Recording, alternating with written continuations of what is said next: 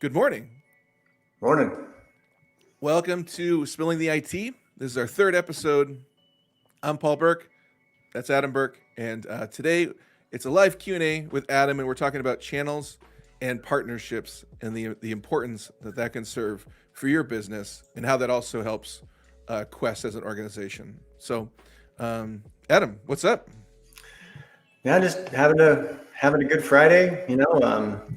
Hanging out, getting after it. Had some good opportunities coming this morning, so it's cool to see. I don't know if everyone else sees it out there, but things are getting active again. Projects are kicking off. Things are getting, we're starting to see more and more things come in. So it's good. Things are going well.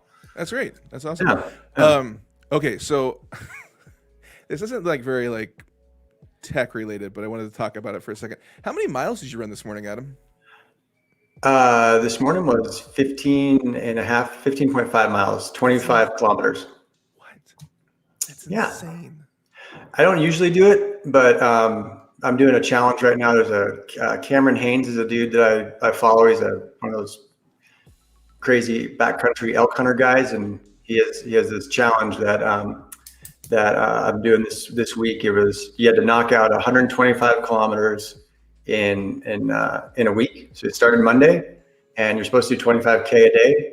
So yeah, knocked it out. Today was the last day. So tomorrow I might do a little warm down jog, but it was good. It was fun.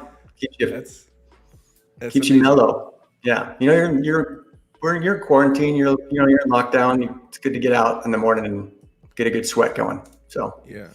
yeah. No, that's great. I got a good sweat.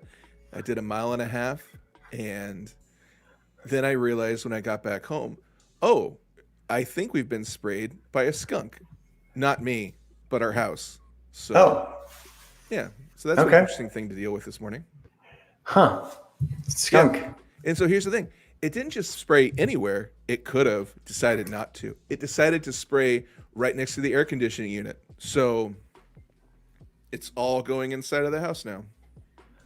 Well, I was going to say, like, why would the skunk spray your house? What did your house do to the skunk? But a skunk walking by your house, your air conditioner unit kicks on, scares the crap out of the skunk. Skunk sprays air conditioning unit. Oh, that's okay. That's really smart, and that makes a lot of sense. Here's what I thought it was. I thought one of the cats might have gotten on the windowsill last night, scared the skunk, and that happened. But an air conditioning freaking out the skunk, that makes a lot more sense. Yeah. So Could be either one. could be. So found out though vinegar helps get rid of the smell. So we're living a life, Adam. It's a good life. Right on, man. Good deal. So questions. Let's Yeah. get to it. I know we have about a half an hour, so we try to keep these. We know you're busy, so we try to keep the shows short. So first question, Adam. It's a big question. I don't know why I'm starting with such a big question. Wow. That's light. Okay. Yeah, it's light. You want to go to lighter one? I have lighter ones. No, that's good. Okay, Adam. Yeah. What? So Quest, a Quest channel partner strategy. So what is our Quest partner channel strategy? So our channel partner strategy is similar to our core strategy as a company, and kind of what we believe as a company as a whole is that we're an IT company, and how can we help? So when we built out our channel program about 11 years ago, we went out to different organizations around the country and regionally, and started asking, what were they trying to do that that they didn't have the capabilities, or for whatever reason didn't have the ability to execute on their own, right? So similar to our model with everything we do, we engage and we ask, hey, what are you trying to do? How are you trying to execute on this? And would you like our help? So we took that same methodology that we use with our clients and to our partners, and started trying to build, okay, where can we help? What do you need help with? And we've been doing it for 10 years now, 11 years, and it continues to build, and people, it just kind of continues to evolve. So it's been good. And so you, correct me if I'm wrong. I might be, but I don't think so. Yeah. So you spearheaded this with Tim, correct? On kind of like the Well, to go? So 2009, Gary Schick and Sean Daniel, I think, attended a conference that used to be called Phone Plus, but now is called Channel Partners. I got out of the Army in 2010, and so Tim came over to Atlanta with me. He picked me up, or I picked him up in my car, and he helped me drive all the way across the country. We drove across the country in about 36 hours. It was awesome. Really cool. And the entire time we talked about, in between, taking pit stops to let the dog out, we would talk about his vision of what the partner program could be. And so that's really, Gary and we had kind of started, we'd partnered up with a few regional telecom consultants, and we're still partners today. And we just kind of started figuring out, okay, all these people are out there talking to our clients or to our potential clients. How can we partner up and work together to build it? So, we kind of. So Tim picks you up. Yep. In Georgia? He picks you up in Georgia? Well, he flew into Atlanta. My wife had left back to go home about 3 days before, and I was out processing at Fort Benning. Okay. And he flew in. He landed like at 7. Took the red eye. He landed like at 7 at Atlanta Airport. I picked him up. I had 2 Egg McMuffins and 2 coffees, and it's crazy. Yeah, you're like, let's do this. Let's go across the country. We're heading back to California. And so we started trucking across the country. I don't even think we decided, if we were going to go which route across the country until we were like. You just saw a road and you're like, they all connect. Let's go. We started heading west. And so Tim's like, thank you for your service. Let's get down to business. Let's hammer this out. We started working on the partner program on that drive. Like, hey, how could we do it? What, he had laid out this idea, because in the early 2000s, we come from a VAR background. And one of the cool things about the world of the channel, is there's so many different business types out there. And there's a model out there that you hire a consultant who helps you, grow your business.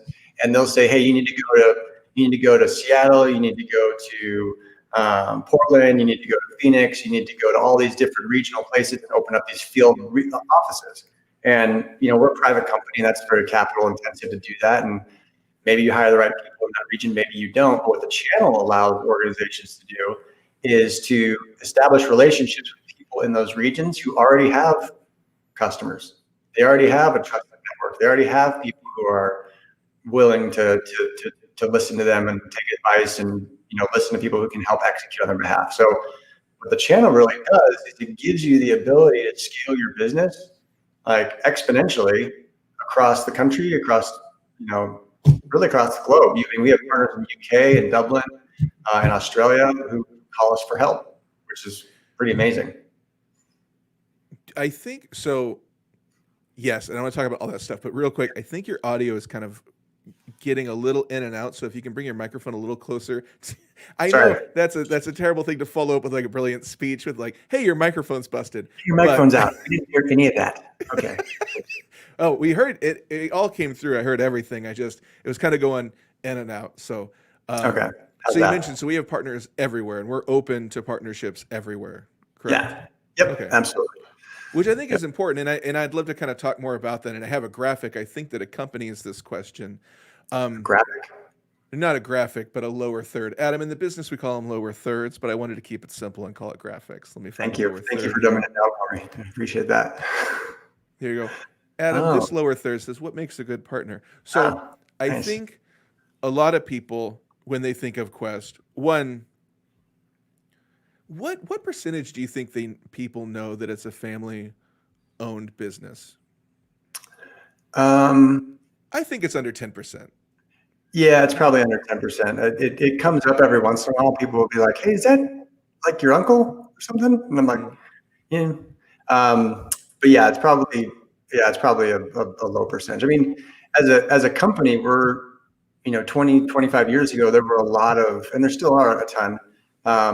But Tim's grown the organization to a size and scope that you don't really see a lot of private IT companies, family run, family operated at that size. There's a couple, but yeah. So not a lot So of I people know think that. that's one thing for sure. People have no idea of that. But I think another thing they're not sure about is, would they make a good channel part? I mean, would they make a good partner with Quest? So I don't know if we could dive in a little bit, like what makes a good partner? If somebody's wondering out there, would I be able to partner with Quest? So there's different types of partners. There's, and just to simplify it, there's, hey, am I selling your stuff or are you selling my stuff? Okay. So we've had partnerships with, the Microsoft, Cisco's, VMware's, all sorts of storage vendors, NetApp, tons and tons of manufacturers and software providers, and they're awesome partners, right? Clients want to buy their stuff, and we help design it and build it and either resell it to them or sell it as a service. So they're channel partners too, right? They're providing us with the beans and bullets to go put the solution together, or just help our clients acquire the solution. Because in the channel world, a lot of those organizations don't sell direct to the end user. It's not like you can just call up Cisco and be like, hey, I want to buy a router. What they're going to say is, great, who's your Cisco VAR? And then on down the path it goes, and then as a value added reseller, you help them pick the right solution, you help build it. Cisco's done a great job of building out a huge channel and a lot of people who can support their technology. So that's one type of channel partner, right? The manufacturer who we help sell their stuff. The other channel partner is, hey, they want to sell our stuff, right? So we take those beans and bullets and we put solutions together. It can be a security service, it can be application support, it can be DR, it can be colo. It could be anything that we provide as a Quest service. And there are tons of people out there who are looking for organizations that can help their clients. They have the relationships, they have the ability to, set a call, set a meeting, get us involved in a workshop. And they bring us in as a trusted advisor for their client, saying, hey, I know you're getting pitched. Like, I feel bad for CIOs, CTOs, and business owners sometimes, because they're getting pitched like a million different directions at all times. So they rely on channel partners out there that we work with to kind of vet out a lot of that noise and bring in the people who can actually help them execute what they're trying to do, right? So if they're trying to build a new application, if they're trying to put together a good DR service, they rely on consultants. Some of them go by agents or brokers who know what the parts and pieces are out there, and trust organizations like us to bring us in to help execute on that deliverable for their client. So, yeah. And so basically channel partner is they're willing to work with us, with their client, and address a need. They're going to come to us with an opportunity. Hey, my client's trying to solve for X. Can you help? Yes, we can help. Cool. Can we set up a discussion with them to talk about how you can help? Yes. Those two things happen, you're a good channel partner. That's great. Appreciate it. Let's get work together. Yeah. So that's really broad. I mean, we're pretty open, is what I'm hearing you say. Like, I think some people are like, I need to know very specifically, will I be able to work with Quest? But it sounds like, hey, if you're open to conversation, if you're willing to work with us, we would be happy to work with you as a potential partner. Yeah, I mean, so one of the things Tim and I talked about when we sort of start putting this together, and Gary and everyone on our team who's been building this, we kept the core belief of what Quest is intact. So as long as that partner is willing to work with us, wants to work with us, and has a client who has a need, we're gonna put something together with them. We had one of my first partner deals was it was awesome. We had they would be technically considered a competitor now, but great guys. There's a group called Trap. They're out of Phoenix. 8 years ago, 2013, David Trapp's the owner. He used to do Quicken Books. I think he still does QuickBooks, like hosted kind of stuff. And he needed to scale his infrastructure, and he had to buy a bunch of servers. And he had a pretty significant investment. He had this guy named Josh on his team, awesome guy. And Josh was a little rough with our Cisco rep, right? We had our Cisco rep in there, and we were going to sell him some UCaaS servers and all this kind of stuff. And Josh Josh put him through his paces. He was ripping out memory. He was ripping out components and saying, I don't need this. I don't need this. I don't need this. And he was pretty rough on it. And then, the conversation kind of evolved to, hey, this is $100,000 investment we got to make. And David he's a CFO, a well-respected CFO, and he's like, hey, can you guys amortize this cost out for me? Can you guys put this on like a 4 or 5 year contract with us? And we're like, yeah, like they're willing to work with us. And the reason I told the story about Josh being tough on the Cisco rep was because I went to Tim and I went to Gary. I'm like, man, Josh he's really beating this guy up. Like it's kind of getting rough. And Tim's like, well, stay in there with him, talk to him about it, because he's being rough on the Cisco rep, but he's telling you what he wants to do. He's sharing with you what he needs help with. So that's a good sign. That's like, hey, that actually means you're in a real conversation. You can get into channel conversations that are we call it happy talk. Mm-hmm. You're not talking about anything real. You're not talking about anything challenging. You're just sitting there being like, oh, that's a fantastic idea. Oh, is it, Karen? Oh, yes, it is. Oh, great. It's worthless time. It doesn't do anything. It's just everyone feels good. But when you get in those challenging conversations, the classic technology, Karen. Well, classic. Yeah. I didn't mean to do the Karen thing. I know. But yeah. Poor Karen. Also, I just want to highlight the fact that you did say 8 years ago in 2013. So you might be wondering, wait a second. Yes, you're right. We are filming this in 2021, but streaming it in 2020. Okay, well, all right. We got a sales cycle. There's a sales cycle, right? Okay. So maybe we started in 2012, and maybe we closed the deal in 2013, right? No, I'm not a doctor. Anyways, so after that deal got baked, and we figured out, okay, you got this amount of Cisco UCS and all these servers and this storage, and you guys want to build out your infrastructure and you want a monthly recurring charge on it. They asked me, hey, you did this QuestFlex thing where you put the stuff together and you gave it to us at a monthly cost. And they were a partner, and they're saying, hey, we're building a new office. Can you do that same thing with like our door locks and our cubicles? Yeah. So when you say we're broad, yeah, we financed the door locks and the cubicles and bundled that all in to a SLA that basically helped them scale their business. And now they're doing great. I check in. We talk to David probably once a quarter, and they're a partner. They use us when they need us, and we help them when needed. And it's awesome because you build this network of relationships when you actually get to the conversation of what people are trying to do. Yeah, we can help. If you want our help, we'll help. Do you think people are afraid to ask sometimes, like, hey, are you guys open to this, because they get shot down so often?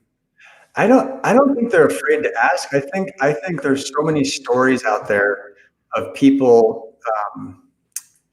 I think there's two spectrums of it. There's on the far left hand side. There's the person who's going to say yes to everything.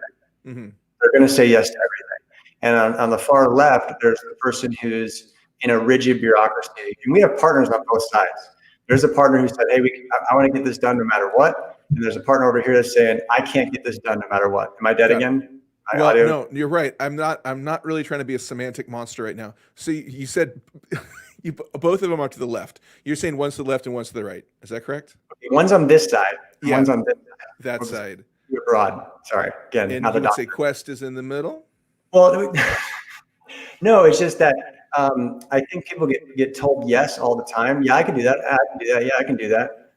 Sometimes they're afraid to ask unless they do some vetting around that. So it's just kind of, everyone's got to kind of go through their own process of evaluating a partner. Some of our partners put us through, you go through all sorts of hoops as they vet you to say, hey, can you really do what you say you're going to do? And we believe we can. And other folks are like, hey, can you do that? And you've executed on a project for them before, and you give them the thumbs up, and they trust you, and they say, cool, let's go get after it. Got it. Yeah. Okay. So. And before I forget, if you're watching this and you're like, hey, I have a question, please leave it in the comments, and we can bring that question. We'd love to make this more interactive. So if you have a question and you're like, you'd like to know something, I'm going to sound like a teacher, like I'm going to sound like a third grade teacher. No question's a bad question. You can go ahead and leave it in the comments, And we can even incorporate it in future shows as well if we don't get a chance to get to it right now. So again, if you have a question, go ahead and leave it in the comments. I think right now we are streaming out to YouTube and Facebook, so you can always catch the show every Friday on YouTube or Facebook. Yeah, so just a heads up, if you have a question, please ask. And we're trying a little earlier today, so I'm a little more caffeinated and not quite as ground down as the afternoon. So I'm way too caffeinated right now. yeah. So I bought some new drinks, and I didn't look. So I bought some new drinks. I didn't look at the caffeine content until after drinking it. Not a good plan, because each one of them, while like a cup, jammed full of caffeine. So I think, How many milligrams of caffeine? honestly, I think it's probably close to 300 right now. 300 milligrams in one drink? Oh no, it was 180 in one, and then I think there was around 125 or 130 in another. So Yeah, that'll get you pinging. yeah, so I'm doing great. I'm doing great. Great. I haven't heard a word you said, Adam, but I'm feeling great. Awesome. All right. No, so a couple of important questions I have that I would love for you to kind of dive into too. So again, I'm sorry, I'm hitting you with all the gigantic questions. What's changing in the channel partner environment and market? Have you noticed like changes recently? Well, people have been talking about this thing, this convergence idea since we first got involved in channel partners, but it's starting to happen a lot more. And convergence in the sense of everyone's kind of found out the power of the channel, right? Their manufacturers have done it for a long time. So distributors are organizations that help agents sell things, right? They hold the contracts with the suppliers of a technology, and then they help people who are out in the field sell it. There are tons of organizations jumping into the distribution game, and there's tons of organizations that are fighting for the sellers. So the agents out there who have the relationships, they're all competing for that mind share and that commitment from them to pass their business through that distributor. That could be VARs selling using Tech Data's, Ingram, Synex, Arrow, all those big distributors. And then there's also the master agent channel, which is where agents who used to sell traditionally telecom are now selling cloud services, security, all sorts of what typically used to be in the managed services space. So it's all kind of like the VARs are learning about monthly recurring charges. The telecom groups are learning about the power of cloud services and those things, and it's all kind of just meshing into this big soup of how do you purchase, how do you acquire services. So it's very, very competitive right now for people out there who have the relationships and are selling. So, and how would you feel? And again, this ties into another question that I was going to ask, so we'll just kind of tackle it now. Yeah. How are we, Quest? How is Quest setting ourselves apart in that kind of, I guess, environment? So we're kind of continuing to move along the path of what are you looking for help with? We're not there are organizations out there that kind of sell the sizzle, and get after, hey, this is the latest and greatest thing, and you should talk to us because we have the exclusive relationship with it. But the IT market changes every, Tim always used to talk about, hey, I gotta look, 18 months out. And now that's we were talking about this the other day. That's shifted to, right now, who knows? But 6 months, things shift very, very quickly. So what we continue to focus on, I think, what our strength is, we continue to focus on the execution and the building an enterprise that will be able to withstand different changes, how people buy, how people consume, how IT organizations are supported. We kind of continue to focus on the execution and try as hard as we can to ignore the noise of what other organizations would like us to do. Because what you got to remember is everybody's a customer at some point, right? Everybody's getting pitched at some point. Some of the large manufacturers that I mentioned earlier, Quest as a managed service provider, we are a customer to them. We are consuming their technology. We are paying the bills. We are buying into what they're selling. So you have to be careful in the sense of, okay, as a delivery partner and working with our partners, what's good for our customers and what's good for our organization and our people. Not necessarily, you gotta be really, really careful. There's tons of people out there, and this is everybody in the channel. Everyone's got a different strategy. We mentioned the people on the far left or the far right, either bureaucracies or people who take any deal. There's definitely a balance there. I'm going through a project right now where we brought a deal to someone. It's about a $10,000 a month contract, and they put it through their legal review process, and they said no, we won't take this deal. It doesn't make sense for us from a liability standpoint. The customer was really frustrated with it because we just kind of needed their blessing from a contract vehicle standpoint, and they walked away from it. So sometimes everyone's got a different strategy, and it's okay. You just got to figure out how are you going to execute and maintain what you're trying to do and what's important to your customers. And there's definitely no silver bullet there.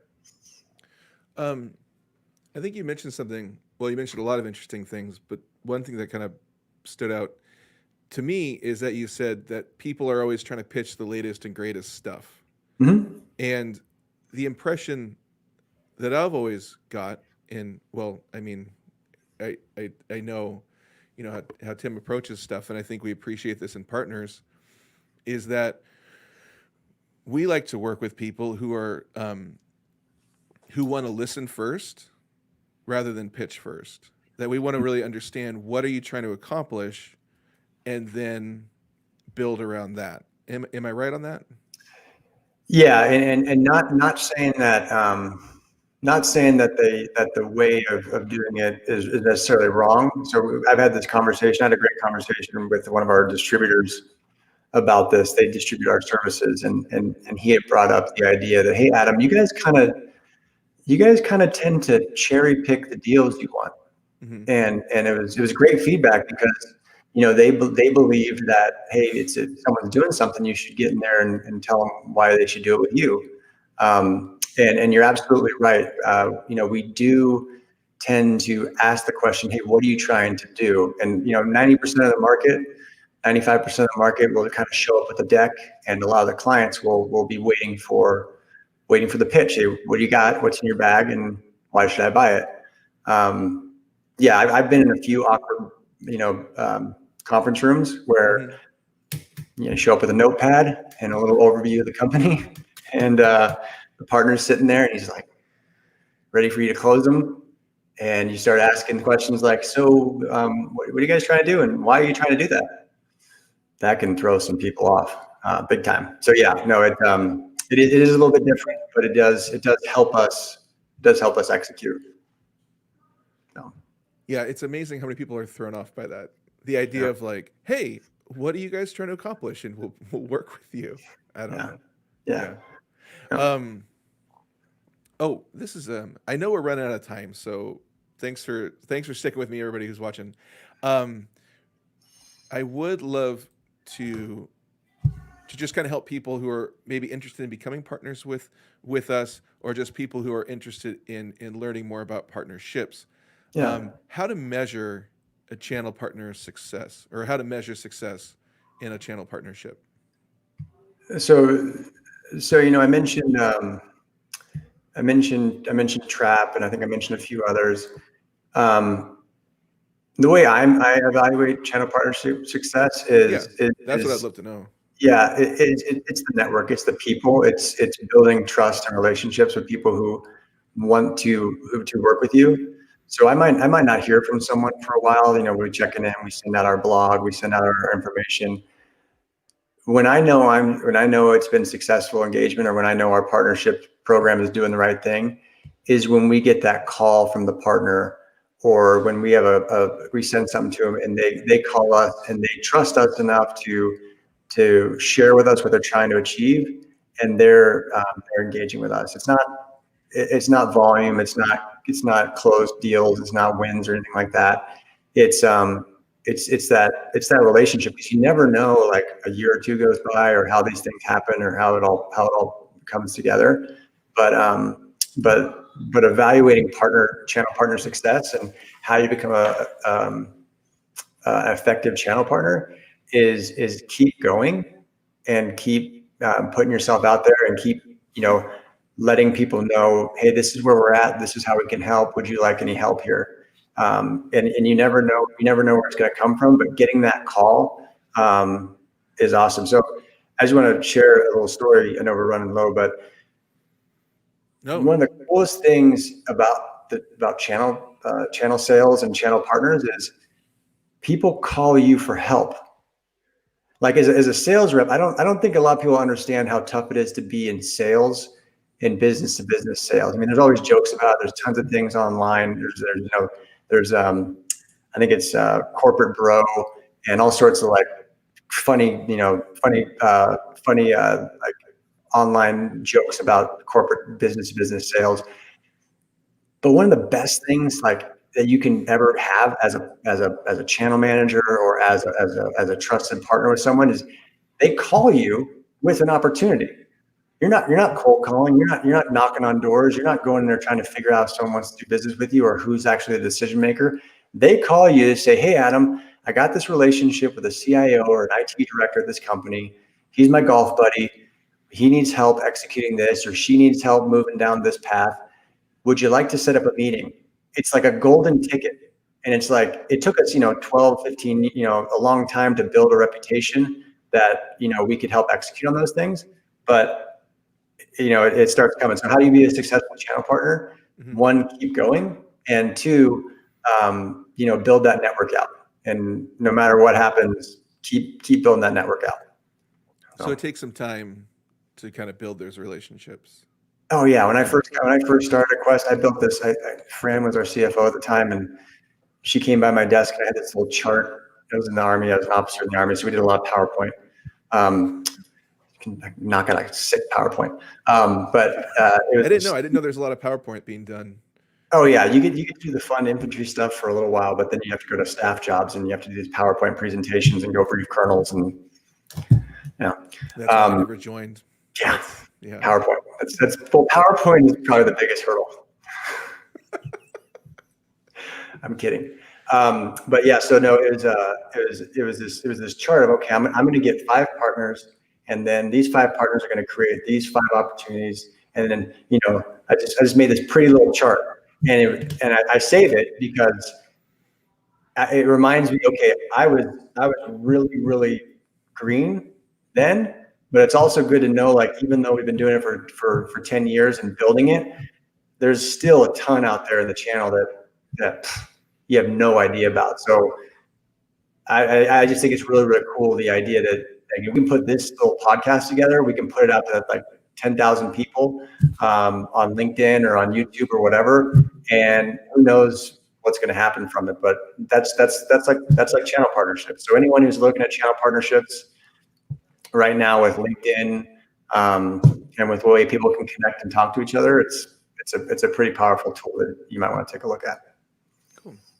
Thanks. That's a great story, because I think people think it happens quickly, and then, but yeah, to like be like, it's going to take some time. I think. It definitely takes a while. Adam, I know it's been a half an hour, so I don't want to take more of your time, but I will take a little bit more of your time. Quick question, Adam. One of our favorite segments. People demanded it. They want it back every week. Adam, what TV shows?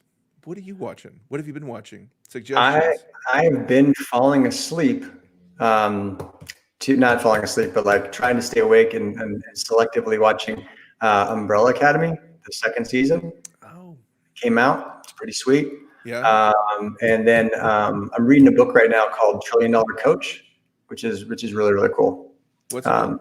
Trillion Dollar Coach. Oh, okay. It's about a guy who was really involved with VMware and Google, and he's passed away, but he was very, very instrumental in kind of building teams and working with different personalities and all that kind of stuff. So it's a cool book if anyone wants to check out, like, emotional intelligence coaching and that type of a thing. It's a good one.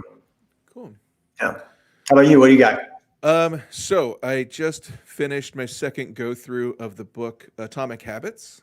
I don't know if you had a chance to read that. Yeah. So good. I really enjoyed it. It really helped me consider habits and habit building and kind of ways to approach things. So if you're like looking to change your habits, I know especially it's been a very weird year. So if you're like, yeah, something happening? What? So everything's fine. So if you're like looking to kind of change or approach things differently, Atomic Habits is great. Nice. I'm also I'm watching for the second time because I trusted my brain would forget. Turns out it did. The first go through of Hyperdrive. Have you watched Hyperdrive on Netflix? No. It's all about drifting, Adam. Oh. Boy, you know me. I love the drift culture. I know nothing about it. Drifting like what was it? Like drifting like the cars, like cars, like Tokyo Drift, like beautiful, souped up cars. They're talking about engines, and they're saying words I don't understand. But what I do understand is when a car goes fast and it hits something, it's pretty cool to watch. That much I know. And you're a NASCAR fan. What? You're a NASCAR fan. No, NASCAR is boring. There's not enough hitting. Oh, okay. I guess. What's the one where they always run into each other? Demolition Derby? Thank you. Boy, yeah. They run into each other. Yeah, Demolition Derby. It's not like that, but it's just people doing amazing things with their vehicles. And I'm kind of on this kick, which is people doing amazing things is pretty fun to watch and inspiring. Also, have you seen Speed Cubers on Netflix? No. It's like a 45-minute documentary. It's amazing about people who do Rubik's Cubes competitions. Like 3x3s and 4x4s and 5x5s and like one-handed. That's a competition category. It's pretty cool. It's a great little documentary. Speed Cubers, Hyperdrive, Atomic Habits. Boom. Those three things. Anything else? Adam, I've been asking a lot of questions about you. Do you want to know anything about me? No, I'm good. Great. Well, it's been another wonderful episode of Spilling the IT. Oh, here's a little graphic that I've designed. So if you would like to, reach Quest, reach out to us, questus.com, or you can always call us at 800-326-4220. Again, thank you so much for joining us.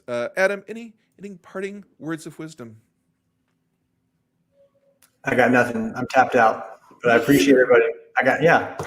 I'm tapped out. I hope you have an amazing Friday. I hope you have an amazing weekend, and we'll see you next week.